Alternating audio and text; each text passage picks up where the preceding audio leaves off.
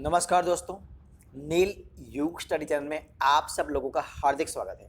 आज हम देखने वाले हैं इस वीडियो में हमारे देश भारत की जो हिंदी भाषा का ज्ञान है, उन हिंदी भाषा का ज्ञान का जो कई प्रश्नों हैं, वो प्रश्नों और उनका आंसर दोनों में ही मैं आपको बताऊंगा। और ये सारे प्रश्न दोस्तों जीके के हैं और टोटल 60,000 से भी ज़्यादा क्वेश्चन और उनके आंसर मैं आपको बताने वाला हूँ। तो ये वीडियो में हिंदी भाषा के ज्ञान के कई प्रश्न और उनके आंसर दोनों में आपको बताऊंगा, तो आप मेरे वीडियो को ध्यान से देखिए।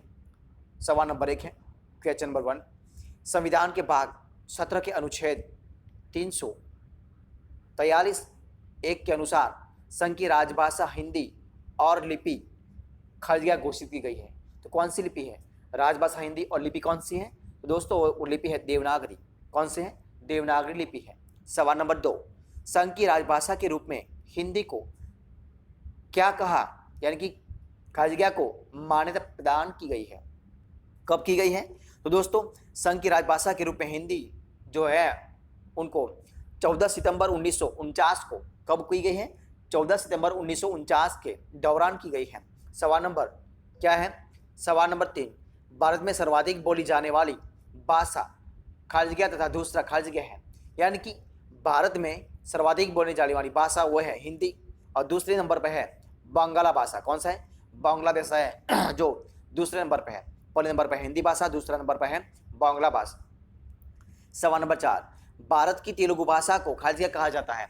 दोस्तों हमारे भारत देश की तेलुगु भाषा को इटालियन ऑफ द ईस्ट क्या कहा जाता है? इटालियन ऑफ द ईस्ट कहा जाता है। सवाल नंबर 5, पंजाबी भाषा खारजिया लिपि में लिखी जाती है, तो किस गुरुमुखी लिपि में?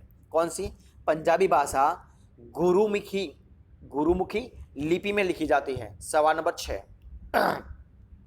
संविधान के 8वीं अनुसूची में खारजिया भाषाओं को मान्यता प्राप्त की है, जबकि मूल में 14 थी। तो दोस्तों हमारे देश के संविधान के 8वीं अनुसूची में 22 भाषाओं, कितनी? 22 भाषाओं को मान्यता प्राप्त है, जबकि मूल में थी 14 भाषा।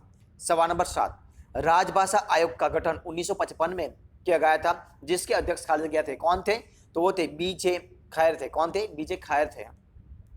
सवाल नंबर 8, हिंदी दिवस खारजिया तथा अंतर्राष्ट्रीय मातृभाषा दिवस खारजिया को मनाया जाता है। तो दोस्तों हिंदी दिवस 14 सितंबर तथा अंतर्राष्ट्रीय मातृभाषा दिवस 21 फरवरी को मनाया जाता है। सवाल नंबर 9, खारजिया को नागालैंड एवं मेघालय में राजभाषा का दर्जा प्राप्त है। वो कौन सी भाषा है दोस्तों? तो वह अंग्रेजी भाषा को नागालैंड एवं मेघालय में राजभाषा का दर्जा प्राप्त किया है। सवाल नंबर 10, खारजिया को जम्मू कश्मीर में राजभाषा का दर्जा प्राप्त किया है। तो दोस्तों जो उर्दू भाषा है, कौन सी भाषा है? उर्दू भाषा को जम्मू और कश्मीर में राजभाषा का दर्जा प्राप्त है। सवाल नंबर 11, भारत के प्रथम राष्ट्र कवि मैथिली शरण गुप्त हैं, जिन्हें खारजिया कहा जाता है। दोस्तों भारत के प्रथम राष्ट्र कवि मैथिली शरण गुप्त हैं, जिन्हें आधुनिक युग का तुलसी क्या कहा जाता है? आधुनिक युग का तुलसी कहा जाता है। सवाल नंबर 12, आधुनिक युग की मीरा के रूप में किसको तथा भारतीय आत्मा के रूप में किसको जाना जाता है? दोस्तों आधुनिक युग की मीरा के स्वरूप में महादेवी वर्मा को तथा भारतीय आत्मा के रूप में माखनलाल चतुर्वेदी को, किसको? माखनलाल चतुर्वेदी को जाना जाता है। सवाल नंबर 13, संस्कृत व्याकरण के जनक कौन है? तो दोस्तों वो है पाणिनि। कौन है? पाणिनि संस्कृत व्याकरण के जनक यानी कि उनके पिता है।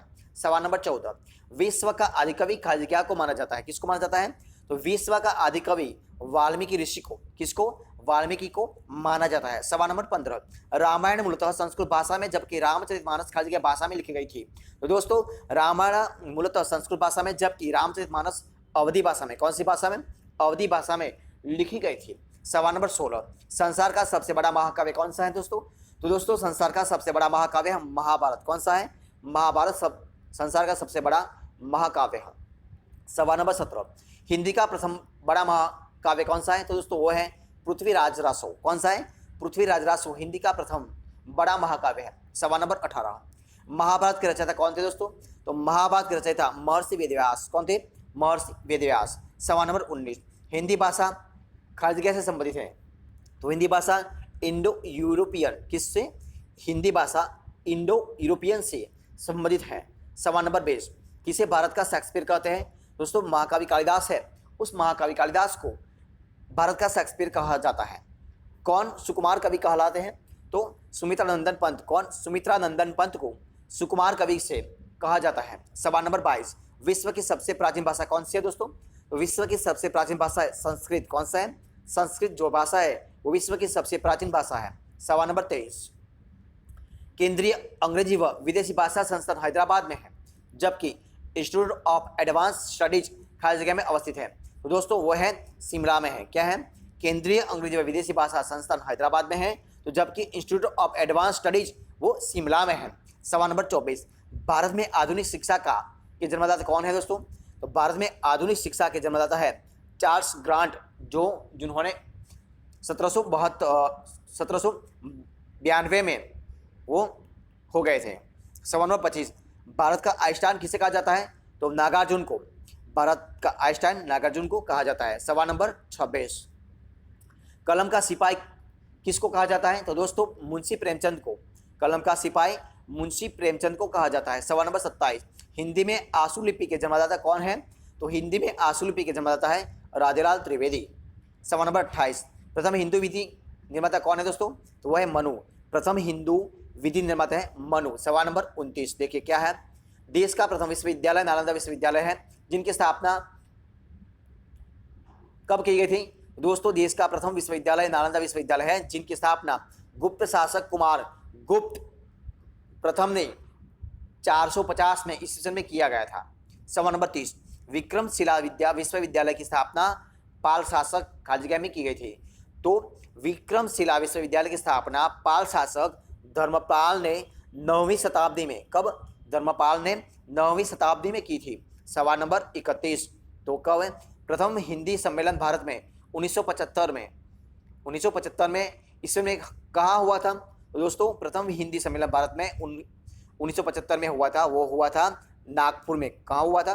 नागपुर में। तो दोस्तों ये थे हमारे आज के सारे सवाल। दोस्तों अगर आपको मेरा इस वीडियो अच्छा लगा हो ना, तो इस वीडियो को लाइक कीजिए, कमेंट कीजिए, आपके दोस्तों में शेयर कर दीजिए। अगर और दोस्तों आपने अब तक हमारे इसी चैनल को सब्सक्राइब नहीं किया ना, तो उनको सब्सक्राइब जरूर कर लेना, यानी कि जब तक नया वीडियो आ जाए तो सबसे पहले आपको मिल सके और उसका आप लाभ उठा सके और उसका आपको फायदा हो सके। दोस्तों हमारे इस वीडियो को फर्स्ट से अंत तक देखने के लिए आप सब लोगों का बहुत बहुत धन्यवाद।